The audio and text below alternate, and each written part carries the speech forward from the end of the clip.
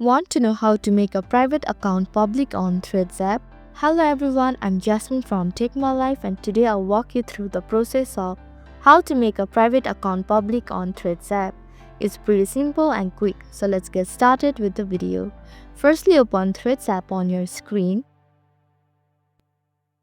Then tap on the profile icon at the bottom right corner of your screen.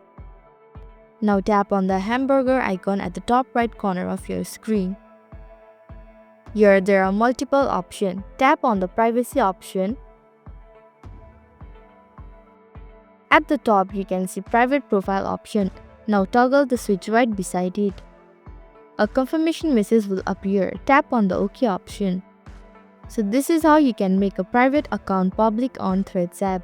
Thank you for watching Take My Life. Hope this video was helpful. If it was, then hit the like button and comment down if you have any questions or feedback.